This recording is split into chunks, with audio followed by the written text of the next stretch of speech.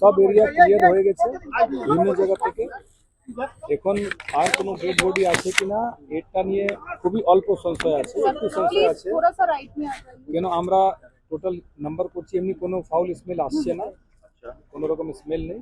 এবং NDRF team কিন্তু বিভিন্ন জায়গায় হোল করে বিভিন্ন জায়গায় স্ক্যানিং করেছে। কিছু ডার্ক জোন আছে যেখানে ওরা স্পেসিফিক মানে ইনফরমেশন উপরেই নামবে নিচে যদি কোনো লোক আছে ট্র্যাপ।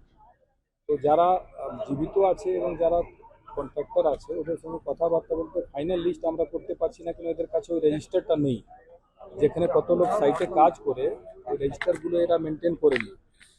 অনেকগুলো এরকম মানে ফল্ট আছে, সেই জন্য এটা সার্টেন করতে একটু আছে। আমরা যাদের অ্যারেস্ট করেছি ওদের জিজ্ঞাসাবাদ করে, আরও কিছু যারা জীবিত আছে ওদের ফ্যামিলি মেম্বারকে জিজ্ঞাসাবাদ করে সার্টেন করছি কি is there any chance of somebody still surviving there or maybe dead also.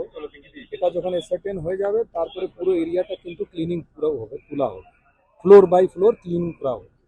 Sir আরো একটা বিষয়, যে যারা প্ল্যান স্যাংশন করেছিল তাদের বিরুদ্ধেও ব্যবস্থা নেওয়ার কথা মুখ্যমন্ত্রী বলেছিলেন। আপনারা কি সরকারি যারা আধিকারিকরা যুক্ত কমিটি এসছেন, কমিটি মেম্বার আছেন, রাজেশ পান্ডেজি আছেন, ওনার সঙ্গে কথা বলে আপনারা বুঝতে পারবেন কমিটিটা এসছে এইখানে ফেলিওরের কারণ কি আছে এবং তারপরে পরবর্তীকালে এরকম ঘটনা না হয় ওর জন্য একটা এসওপি কিভাবে তৈরি হবে এবং পরবর্তীকালে বিল্ডিংগুলো চেকিং করে যখন বন্ধ আছে চেকিং করে ইনশিওর করে কি এরকম ঘটনা আর না হয়, এই কমিটি সেজন্য আছে। এর মধ্যে আইটি থেকে লোক আছেন, রাইটস থেকে লোক আসছেন, রেলওয়ে থেকে লোক আসছেন, তো এইগুলো সব এক্সপার্টস আছেন, পিডব্লিউডি চিফ ইঞ্জিনিয়ার আছেন, তো ওনারা কিন্তু একটা এসওপি দিবেন এই ভিজিট করে দেখে দেখে।